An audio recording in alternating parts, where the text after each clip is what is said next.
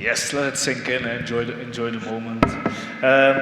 Welcome, Chris, Olivier, Reoewein. Very happy to have you here.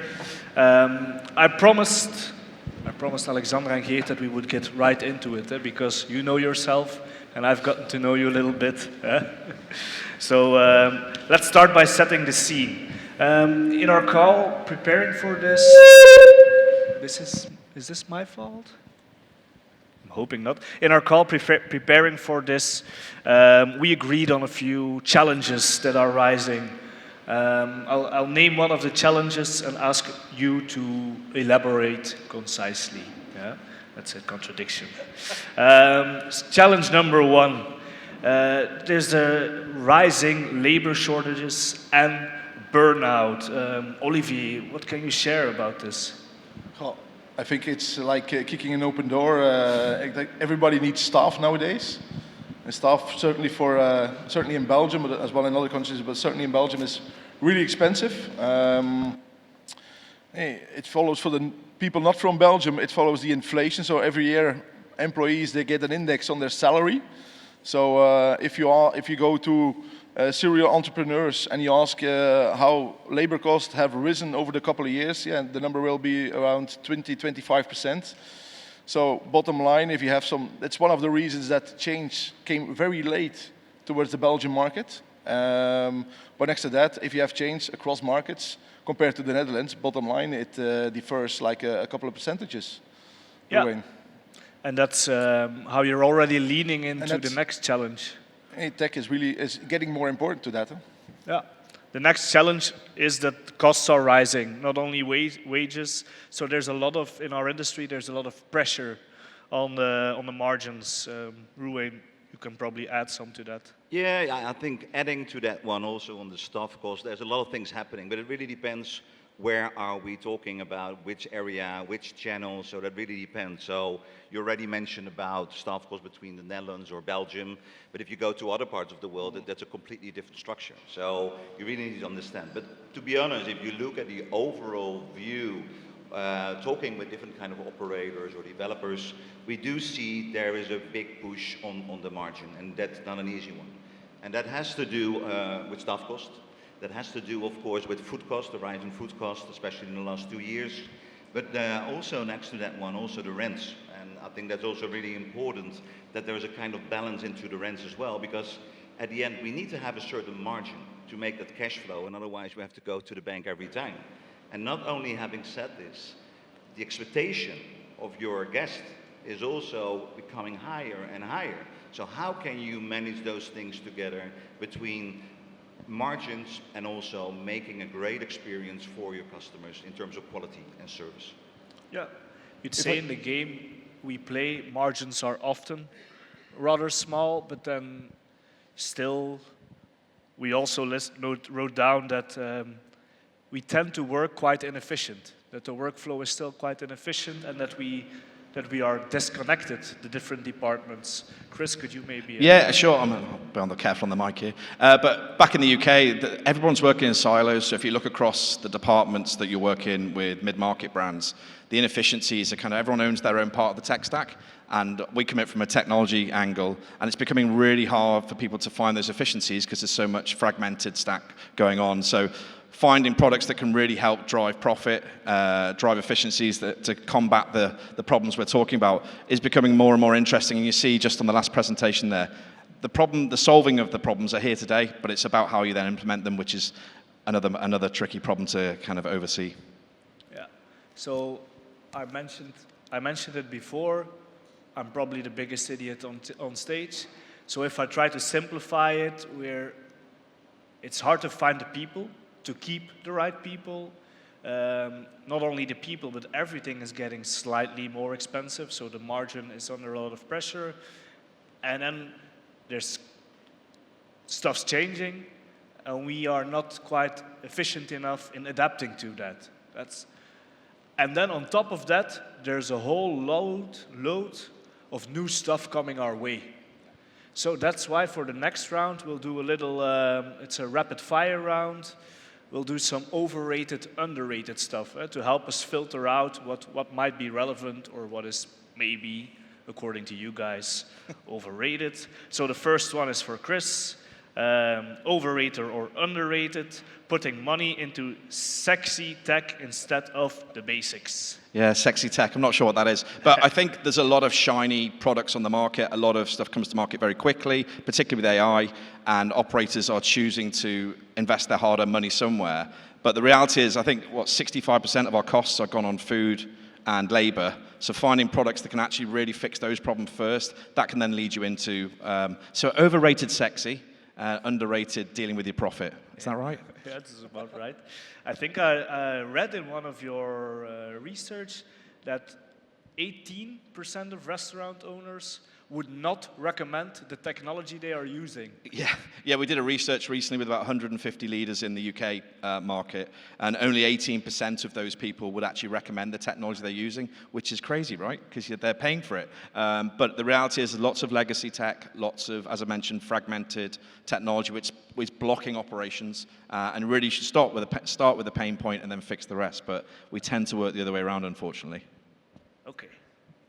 Next one, Reoewein. It's the overrated, underrated. It's the industry's obsession with Generation Z and the millennials. And that's an interesting one. Probably both of it, so in that way. So I think we can learn a lot from Gen Z and millennials as well. And don't forget that this will be a big part of our audience going to the restaurants as well in the future. Having said that, of course, we should not forget, of course, the people, let's say the 50 plus is aging. And what we see as well, of course, that the frequency with Gen Z is higher, but there's a lower average ticket in that way. But looking to, for example, let's say the elderly people, I'm one of the elderly people, 50 plus or more, which is increasing in that one. So are we ready, with all our concepts, with all the people sitting in this room as well, are we ready to serve them in a proper way? And I think we need to acknowledge this, and especially like we develop concepts or places, we need to understand what that means in terms of what we serve, what kind of service you do, what kind of materialization, what kind of seating, all those elements becoming more and more important in that way. So we need to acknowledge both of those areas, and also alphas coming up with social media, etc. Would you like to add on? Yeah, I would like to tap in on that, because we're always talking about generations nowadays. Gen Z, very popular. They have a different spending pattern. But if you look towards 10 years in the future, we will have, here in Belgium at least, 400,000 people more of the age of 65 and above, but 100,000 people less between 18 years old and 35. So there's a big shift coming up. So you need to be ready, and I fully agree with Reoewein. You need to be ready for all types of ages. But we're only talking about generations. I think it's important as well to talk about people with, and that's maybe strange, but people with different backgrounds as well, because that will be the biggest lever towards hospitality. If we see nowadays that the first, or it used to be the first, second generation that was here, because almost 4 out of 10 Belgians have a different background. They didn't take part at the out-of-home industry and the hospitality industry. But now the 4th and the 5th generation, they fully, across the entire day, have different consumption moments. So that's really important to take into account. Not only to look at the generation, but as well to the background. I think it was years ago that I was at one of your conferences where you said that was it cheater chicken that was the fastest growing back then. Yeah, It's today still, it's not cheater anymore, it's Bell Chicken, but together with Hawaiian, I think it's the fastest growing chain in Belgium. Yeah. Am I overstating it that for now we are mostly thinking about Gen Z serving the boomers, while it could also be the other way around in the future, or boomers serving boomers, because in Belgium they get flexi jobs and stuff like that. What do you think about this, Chris? I was going to say, from a tech point of view, it's quite interesting that actually the personalization you can apply to your brand marketing or whatever, the customer journey, dealing with so what, were we in Gen Z? No, we're just out. But dealing with different generations, and actually the way we serve them, the way we kind of attract them to the business, is actually becoming quite manageable again, and it's actually something you can access, and some of the UK brands, the bigger guys, are doing it really well, so they can appeal to the older generation, they can appeal to people with some extra money in their pocket, but also serve this really exciting QSR upcoming of the chicken brands and all these guys as well. Yeah, okay. So, next one. because we're losing the rapid part. We're still fire, but we're losing the rapid part. It's for Olivier. It's maybe after the previous part, a spicy one. It's overrated, underrated, expecting AI to replace human skills. Well, overrated, in my opinion. I recently saw from a Dutch professor from the Nijrode University, Bob de Wit, a keynote. I remembered one sentence. It was his latest one. Is that AI will become, in the next 5 years, way more intelligent than the average human, an IQ of 500 compared to the average of 100. But it will advocate a counter movement, and that will be connectivity, and hospitality will play a role in that. And AI will become majorly important into hospitality. We will use it to have more in front or back of house for efficiency, to help people. But people, it's still a people business. You go for the experience, for the connectivity as well, and across all generations again. So I think that's will be the most important thing. So what you're saying is the counter movement will be people still coming together, being together, Yes. getting connected. Yeah. And the perfect place to do so is in our business. It's hospitality. I hope so, because this is our business. It's about hospitality, but as you mentioned as well, it's about AI, what we just have heard. It's about technology, and I also would say robotization. There are three different things in that way. And if we talk about robotization, it helps, of course, in a kind of way, especially in the back of the house. We do see more and more currently where we see some robots in the front, which can make sense to lower your cost if you have the volume, for example, like the other one is doing in the Netherlands, for example. But there are other examples like maybe you know Sweetgreen from the US. They bought Spice, which is from Boston. And actually they just sold it again to another company, to Wonder in New York. And that's an interesting thing, I would say, because we always say, okay, it's very easy to combine food and beverage and technology.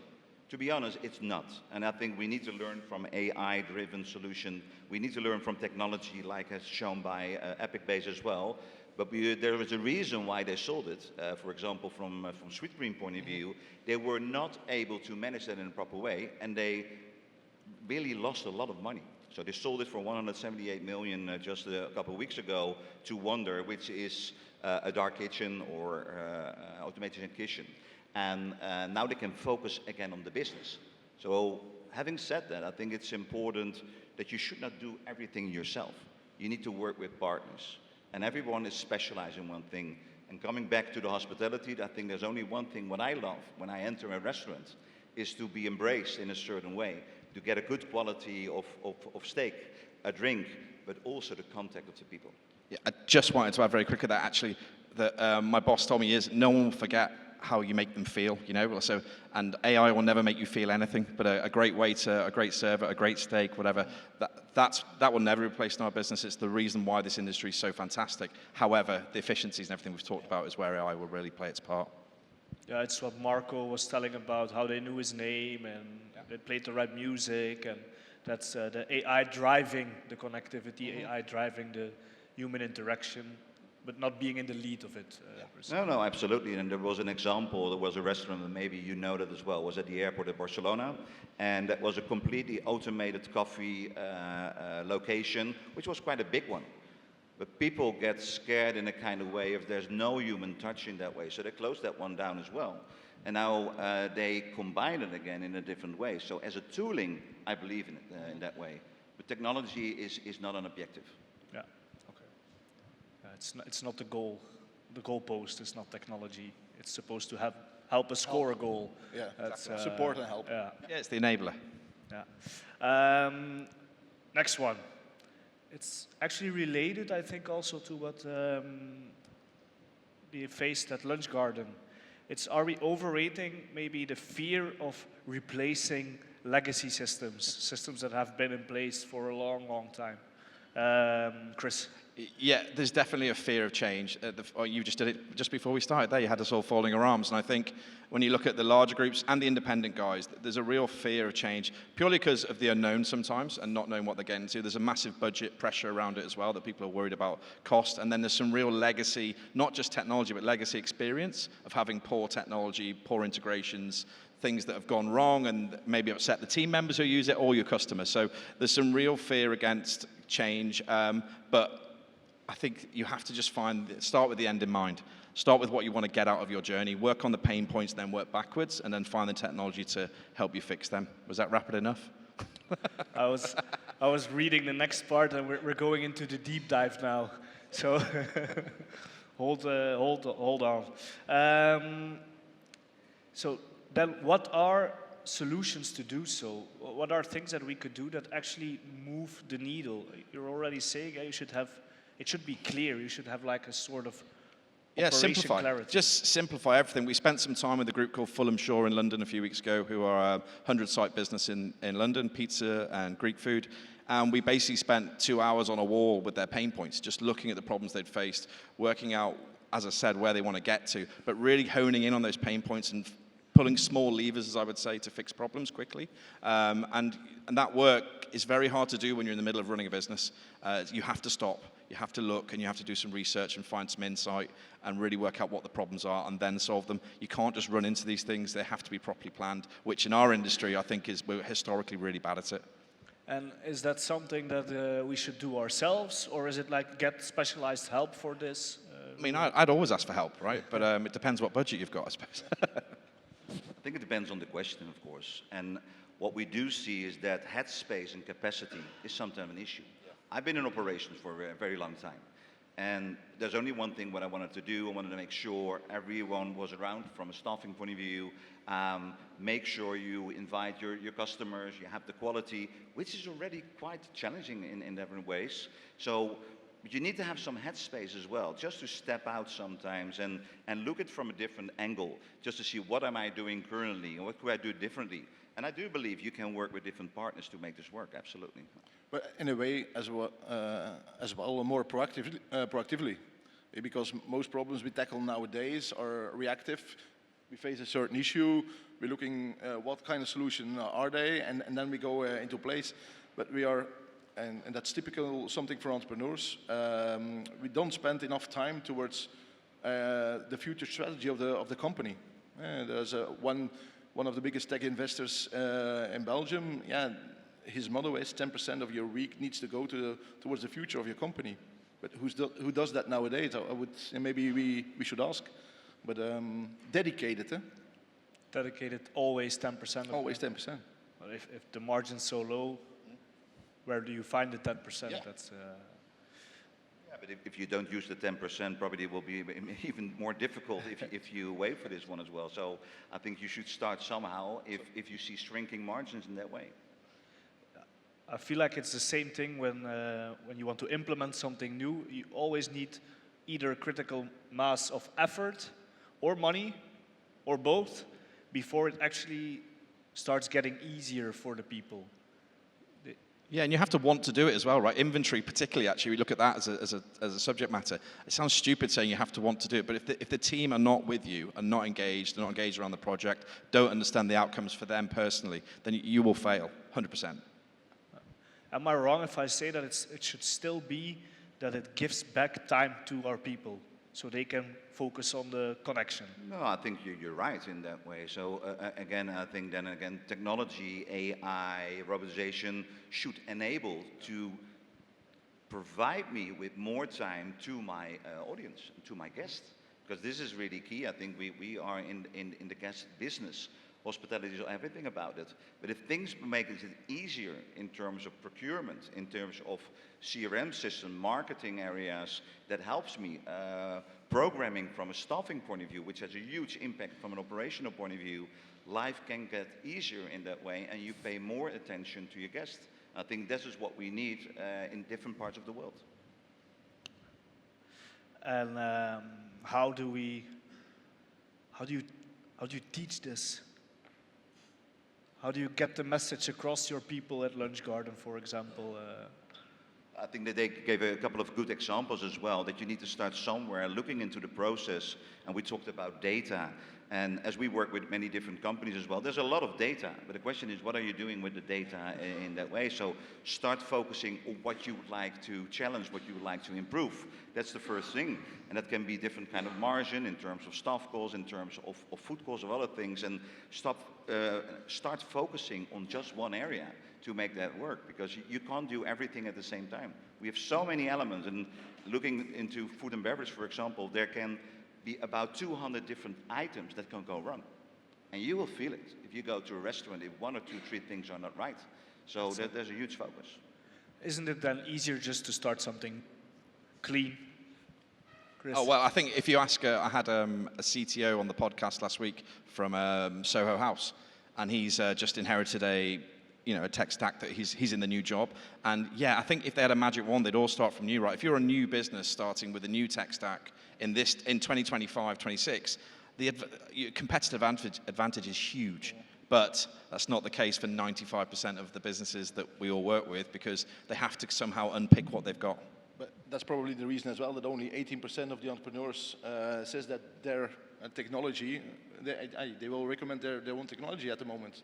So and very quickly, there was a guy talking to me. He said that they've had the same POS system for 10 years in this 100-site business, and they didn't want to change it because they didn't feel it was worth it, that the value wasn't there really to pull out the whole system and start again. But as technology's moved, imagine how much tech has moved forward in 10 years, not even in 10 minutes with AI.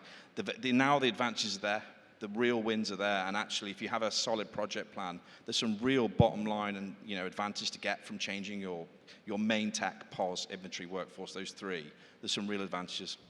No, I absolutely agree, but also from a social media point of view, you see a lot of things happening as well, how they position themselves, which can be easier if you have a different kind of background as well. But having said also this, is I think that looking into, for investment point of view, which is getting more sensitive, I don't know how it is with you or with the audience here, but it's getting more capex light, so less investment in that way. If you have the existing business, you have a restaurant of 350 or 400 square meters, and you need to remodel this one, it's a completely different story that we say, okay, well, listen, we do a different format, which is 150 square meters, for example. So you also sometimes have to deal with the existing locations. And sometimes you can say, okay, I don't want to work with that location anymore because it's not profitable, you close it down, and sometimes that probably happens. But it's also important to think about different kind of formats to make this work. There's not only one format that makes a difference. And we see that there is a reduction on square meters in different parts of Europe. Yeah. But not only locations as well, the franchisees. If you have a big chain, to implement that, you can, as a headquarter, you can have an idea. There's an example of a Belgian chain. I won't specify the name, but yeah, they missed the opportunity to become, for example, the biggest coffee chain in Belgium, of coffee-related chain. They had some robotics to help those people to steam, because we don't have, especially coffee culture here in Belgium. You guys in the Netherlands and the UK, you have. But yeah, they refuse to invest in that simple robotic machine next to their coffee machine for steaming dairy, plant-based milk, hot chocolates, and so on. They refuse because of the investment, the resistance, culturally-wise. So it's not only locations, it's people as well. People are scared from new technology, change. Yeah. Are we then, if I heard you say about, are we then comparing a tech stack to real estate? Like, are you buying an old tech stack and then try to renovate it a little bit? I think it's exactly like that. And I generally do. I think because developing software, without getting too technical on the older models, is becoming really difficult. There's a POS in the UK called Comtrex, which has been sunsetted, and I would say 8 out of the 10 top chains in the UK are still on it, and they know they've got to change, and they're kind of waiting for this moment when they're just, it is undevelopable. So yeah, I think it's very similar to buying an old house. You're spending a lot more money to redo it. You've got a lot more integrations now because there's a lot more in the tech stack. So there's a lot more complexity. Again, starting new is so much more easy. Buy a new house, it's already done for you. Yeah. So this way we're already arriving at maybe what's stopping us to change. We're arriving at the blockers. Fear is, in one way or another, it will be one of them. And then you have your house, and then the fire department stops by, and they say, yeah, you have to fix this, because otherwise you cannot live here anymore. So it's like the short-term fixes that we keep doing. What are our other blockers? I was start really small. I think you said just start, which is a really good example. But just start really small, and the good example Carl was showing about the AI there, you can find like a RAG-bot or something really small that you can run really cheap on AI. Just read large documents just internally in your business. Maybe it's legal forms, or maybe it's recipes, maybe whatever it might be. But just start there and find a use case and fix it. Just find one thing, and it could be anything, and it doesn't have to be tech, but find something that actually can apply to one problem and fix it, track it, measure it, and then if it's done well, do it again and pick something else. But I think Reoewein said before, there's no point trying to attack everything because it's just not going to work, and the headspace isn't there and the capacity's not there. So, but I would say AI has given us real opportunity to test things really quickly in our business and see if we can find some quick wins. Yeah.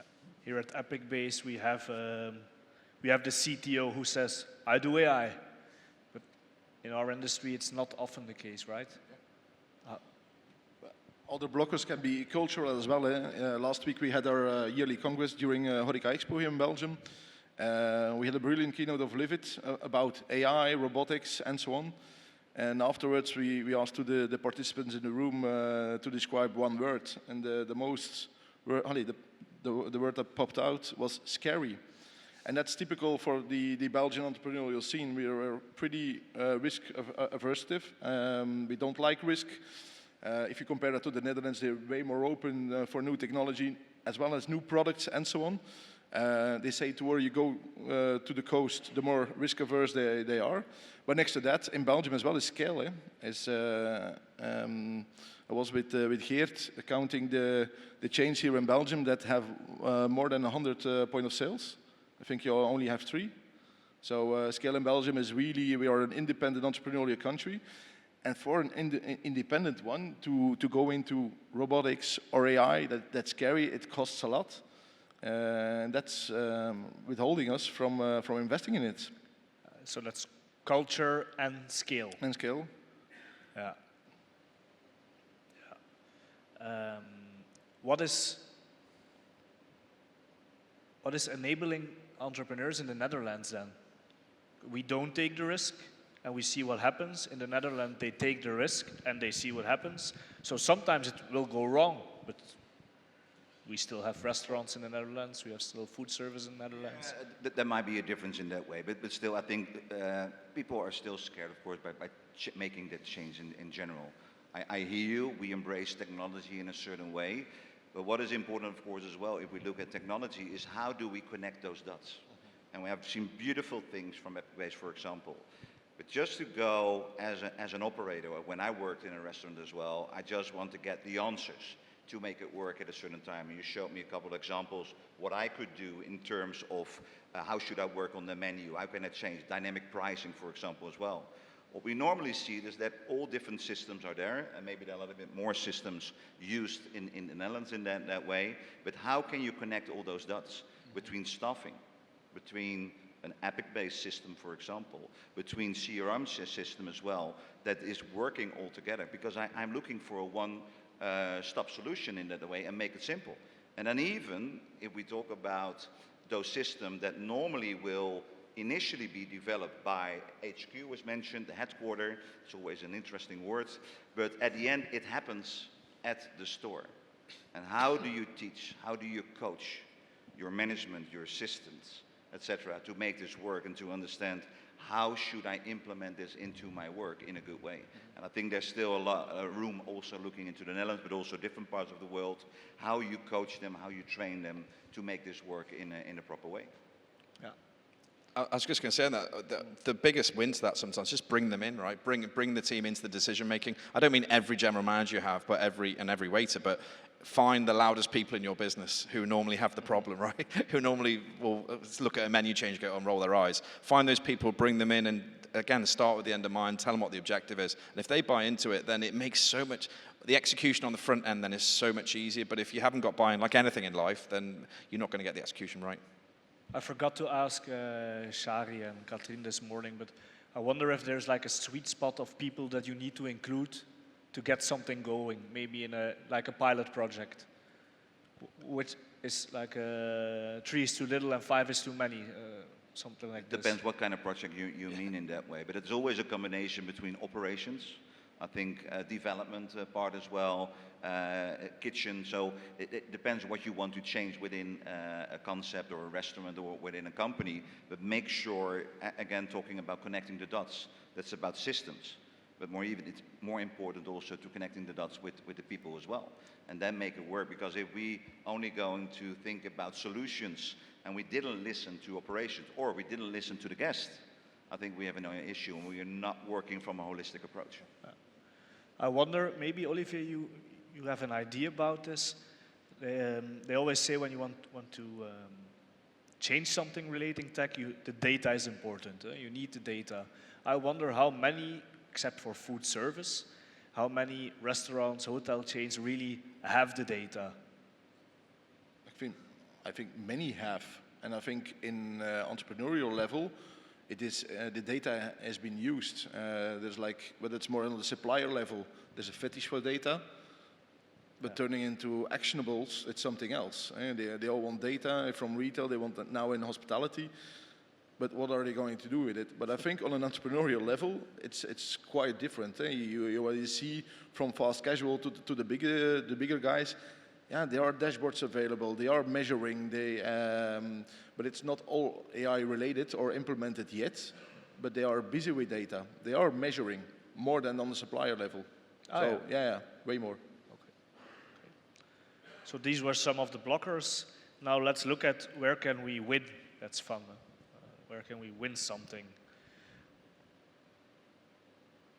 Go. Oh, sorry. Shout something. What can we win? I think I probably mentioned it already, but I was saying, I think in the wins, especially when it's quite interesting because I'm obviously talking about mid-market chains and things like that. But we're talking about independents, and I met some independents here in Belgium yesterday, and it's about the passion of their project. It's about what they want to achieve, as I said before, and it's about how quickly they want to get there. Because sometimes the data is a bit of I hate the phrase, but data waterboarding, right? It's like too much data coming over you, and how do you deal with it all? And I think it's just about managing that process and making sure you match the passion of the business with the actual outcome they're trying to achieve. So to win is really simple. It's fine, just really zero in on that problem. Sometimes you have a restaurant with a dish that doesn't perform very well, and the chef will focus on that dish, refine it, and it'll get better, and then that dish will sell again. Do the same with your systems and your operations, and that just requires time and some focus. But it can be done. It doesn't need external support all the time. It can be done from the people within. But I think more often than not, getting a third party to kind of support you and help you is good advice.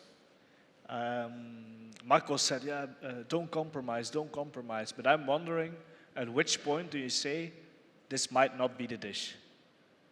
Yeah, well, you have the data that you can pull in. There's different sources, right? You've got your guest data. And I think what we've talked about here, a lot of the time we forget the guest in all of this. Because actually, as looking for efficiencies within your business, often you forget why you had the guest in the first place. So you're trying to find recipe adherence, you're trying to find labor adherence, and then all of a sudden you've got this guest on the end that's suddenly getting a poorer experience. So actually, it's about bringing in the guest into that, getting their feedback, understanding what they want from your business and how they enjoy coming there. And then you can apply that to the dish. But there has to be a decision, I think what you're saying there. If you're compromising or if you have to make a decision at some point, and you might be right, you might be wrong, but you have to do something rather than nothing.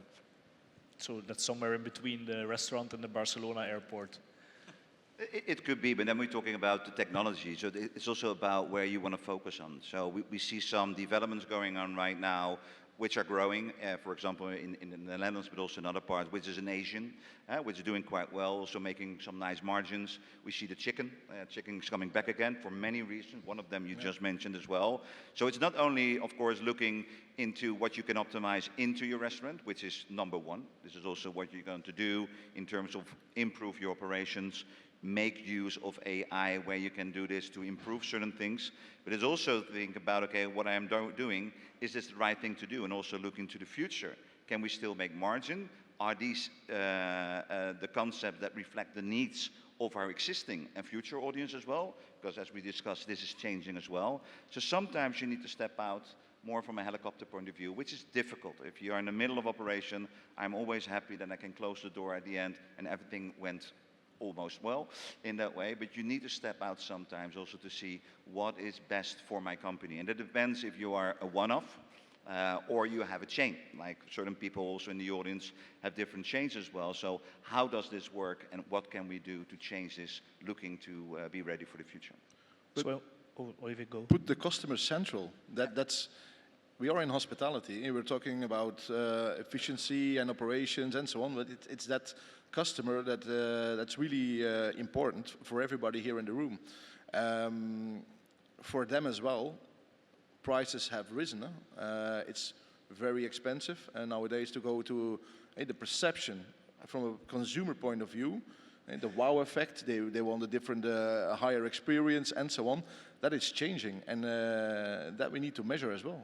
No, I absolutely agree. And yesterday we had a meeting also with another restaurant group, and we were talking about what's the rule of pricing. If you look at certain kind of dishes, and sometimes you want to increase your pricing to protect your margin.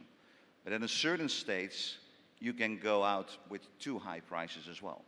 Will you lose customers? So it's also finding the sweet spot with pricing for certain kind of concepts as well, because you don't want to push away your customer in that way. But this is a very difficult one. I think there's no one solution. We talked about dynamic pricing, for example, in the lower hours, or looking in terms of capacity, which is sensitive, but it's happening more and more, especially with the QSR brands in the US. You see it more often, and it's working at certain times as well. So if we're putting the guest at the center of it, then I heard two things so far. You can either use tech in your operation to free up more time for you and your staff to get to know your guest, or you can use tech to help you get to know your guest. That's then what you look at trends and how they're acting and what are they buying and at what prices do they... You need to understand what you mentioned, customer centricity is really important. If I don't understand, you come into my restaurant and I don't know what your preference will be, and this is what we can do more and more, just to really understand and to get along with the persons over there, what they want in terms of eating and drinking, or even the personalized point of view as well, which is sometimes difficult in some parts of Europe, which is different in Asia or the US, to really understand what is the preference of Dipmar. What do you want? What do you want to have at this evening? Yeah, and people, and for sure in Belgium, we recently did some research as well. It's getting more intentional if you go out to have dinner. So it's less impulse-driven in hospitality. It needs to mean something because it's expensive as well. So that's really, you need to take into account. Maybe to add on that one as well, we're always talking about functional eating and emotional eating. And we do both actually, but because I don't know how your life is, but it can be quite busy. You don't have the time to cook, etc. That will probably be more functional. Some of the, let's say, more the Gen Z or millennials, they order easier than my parents. They are 85, so they won't do this in that way. So we need to also understand what that really means. And also there you see some sweet spots coming up as well. We call them the social competitive concepts as well, where it's a combination between food and beverage, but also fun in all different kind of elements. And you see them more and more coming up because people go out, they love to eat, but they love to play. And this also works for groups. So we need to understand, we need restaurants for groups. We need also restaurants for individuals. Because we all know, looking also in Belgium and also in the Netherlands, but actually in the whole world, this is a growing segment. But how is it if you go alone to a restaurant? So how do you develop that restaurant in a certain way you feel comfortable? And so all different things are matters in the development of those concepts. And people are looking for certainty as well, because certainty creates value at the moment in our business. So the experimental kitchens and recipes in terms of high prices on certain economy and so on, people are really looking for certainty, because if they go out intentionally, they go to a place where they know, yeah, that steak or that recipe will be good. So we're going back to basics, not all the hypes and the trends at the moment. We see really back to basic, brilliant basics with a modern twist. So the white tablecloths are back, the typical brasserie, not the extended menus anymore, but really good classics. And yeah, that can come with a modern twist. So don't forget that. If I'm a medium to small restaurateur, and I've been doing this for decades, and I've been doing it well, I know my guests, I know the people in town from a few towns around, they keep coming. Am I then doomed if I don't change anything? Do I need more? Do I need to get on the numbers, stack train, or? I would say no, but times change and things happen, global things happen that can affect your business. You've got to innovate. The dinosaurs didn't evolve, right? And they're not here anymore. And I think it's the same with restaurant businesses, not just leisure, anything customer facing. You've got to evolve. Now, the evolvement doesn't have to be putting tech all over your business. That doesn't matter. It's more about having that foresight of thinking we have to keep moving, because while you're not, next door is. And I think that's the problem. And particularly in the UK market, it's very competitive and everyone's eating your lunch, if you know what I mean. So everyone's trying to steal your lunch all the time. And I think you have to be sitting there with some kind of evolution in your mind of what your business might look like going forward. And if you're not going to do that, then guess what? Something will catch you out at some point. And it's horrible. The pandemic did horrific things to the industry, but also taught us actually that we need to innovate. And if we don't innovate, we'll get left behind. Yeah. If those guys, if we have to start, what are then some actionable first steps to get on board, to get on the train? So which guys? You mean the entrepreneur, Yeah. the local entrepreneur? Yeah. I think he did well. So I think continue doing well. I think that's really important. But I agree with you, Chris, as well. So looking to the new generations in that way, they also become older.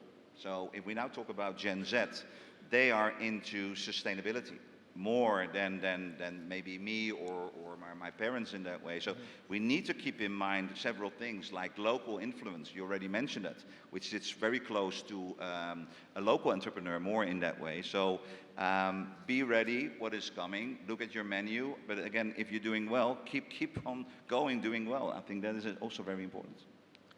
Does that mean change nothing?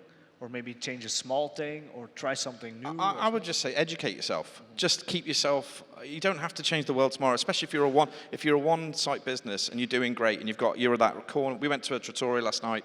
Brilliant, right, on the corner of a street. Fantastic service, 20 covers, that's it, right? But brilliant. And I think keep doing that, but stay aware of what's going on. Be aware of AI. Be aware of what's going on in the market. And just talking to the owner last night was really interesting. Like, because I'm going in there with my full tech stack, and he's like, "Yeah, I just have a POS, right?" So I think just stay educated, stay across what's happening, listen to these chaps when they're doing their events. It's super interesting. And if I inherit from mom and dad, I've been to school, I know that everything's changing, and I want to get started on changing it, then how do I start? Well, I would say just write down, get a project ready, go for it. Find a use case, as I said before, find a single point of reference to fix and go and fix that one and then start again. So find one small thing. I also wrote down pull the small levers first, but sometimes that needs a little nuance, I guess. At one point you have to get rid of that very big Excel file, and it's not a small lever. How do you then muster up the courage to, or how do you convince people to do so? Basically, I think in that process, show them what good looks like. You know, when you're buying clothes or aftershave or something like that, you look at what good looks like. You look at this chap walking down the street, he looks great, or he smells great, or whatever it might be. Do the same with your competitors on the street. Look at and show these people what good can look like. And it doesn't have to be a huge project. As I said, the small lever thing, I think, was my probably sounds like one of my comments. But it's about just finding that small win you can go and do. But stand on the shoulder of giants, look at these people who are doing great stuff and try and copy them. There's nothing wrong with that. You've still got your own authenticity, you've still got your own integrity, but try and find something that they're doing well and, jump on the bus. Yeah. Does it have to be pricey? Pricey in terms of? Expensive. Expensive? I hope not. Because there are different wallets, I would say, and there's an audience that loves to go out for premium dining or fine dining. We see that fine dining is going more to premium dining. There's still a lot of money out there. Don't get us wrong. But we also need to cater as well for different parts within the society. So we need to make sure we have all different kind of levels reflecting the needs of the audience. It tends towards to go to the premium segment or even the lower segment. The middle segment is the one that's most suffering. In the fine dining, the premium dining, you see it as well in the hotel business in Belgium, for example, that the premium boutique hotels perform better nowadays than the mass standards chains you find in the Belgian market.